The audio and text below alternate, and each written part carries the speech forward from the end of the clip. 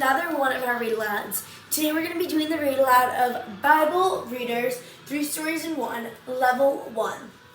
These are some of our favorite Bible stories here at Little Learners, and there are 3 here, and we're going to read them all to you today. There is Noah and the Animals, also known as Noah's Ark.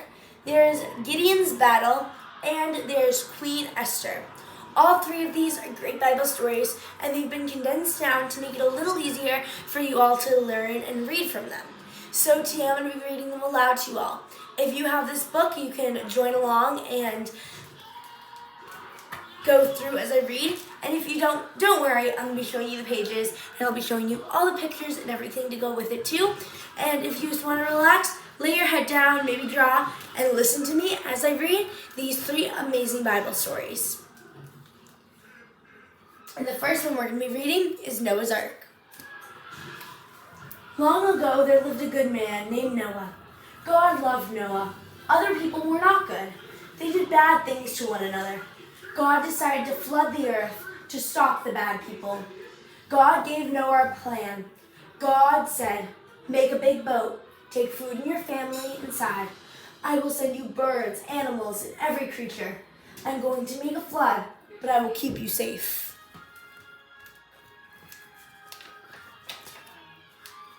Noah loved God and did what he asked. Noah built the big boat. He put his family inside. They put all the food they would need on the boat. Then God sent the animals to Noah. Noah put them on the ark. Then rain fell for 40 days and 40 nights. The earth flooded. Noah took care of the animals. They lived on the ark for almost a year. God kept his promise. They were all safe.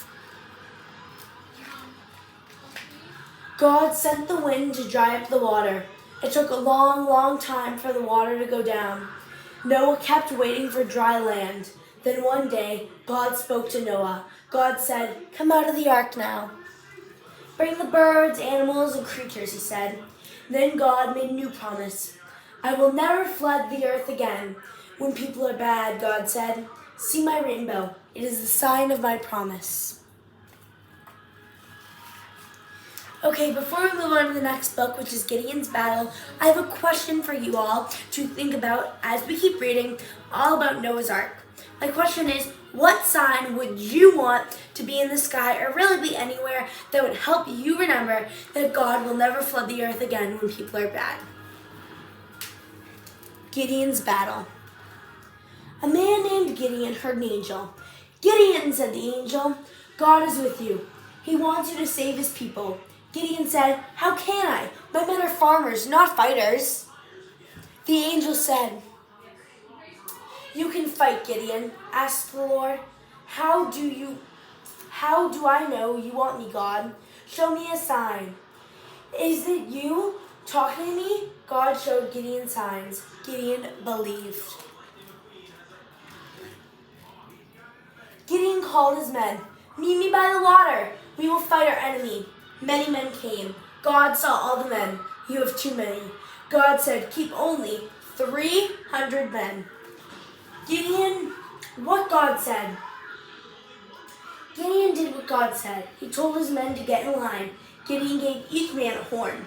He also gave each man a jar and a torch. Gideon said, "Now we are ready." Gideon led his 300 men. They circled the enemy camp. Gideon said, "Do what I do. I will blow my horn. Then you blow your horns. Then yell, 'For God and Gideon!'" The men blew their horns. "Toot!" they yelled. "For God and Gideon." They broke the jars. Crash! They lit the torches. The enemy ran, crying. God helped Gideon save his people. Okay, guys, your question to reflect on for the story of Gideon's Battle is, before we start the story of, wrong page, Queen Esther, is, what would you do in a time of war, and what kind of signs would you want to see from God to tell you that it is God, before you decided that I'm going to turn my farmers into fighters? Now let's learn about Queen Esther and her Bible story. Esther was a pretty young woman. The king was looking for a bride. Will you be my wife? Yes, I will be your queen. Esther was happy, but soon her cousin Mordecai spoke to her. Mordecai had raised Esther. He was like a father to her. He said, "Go ahead and marry the king, but keep it a secret that you are one of God's people. Promise me." She promised.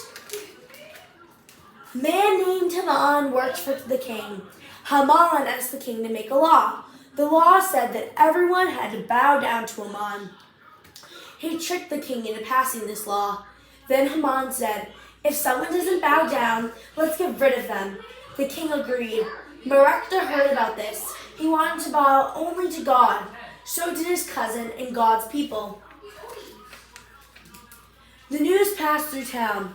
People heard that everyone must bow to Haman. God's people knew they could not do this. The new law would get rid of people that didn't bow. Mordecai sent a note to his cousin. It said, "You must save your people. You were made queen for this time." She sent a note back. It said, "I will talk to my husband. Pray for me." Esther prayed the king would understand. She made a meal. Haman was invited.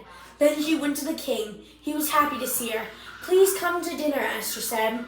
Later, Esther said, "Please save my people." Her husband asked who would hurt them. Esther pointed to Haman. So the king got rid of Haman. Esther's bravery saved her people. Okay, and your reflection question for the story of Queen Esther is, what would you do to save your people? And would you save them like Queen Esther? Or would you just let what happened with Haman still happen? Okay guys, thank you so much for being here to help me read these 3 amazing Bible stories. I hope you all enjoyed. Thank you little learners for being here. Claude out.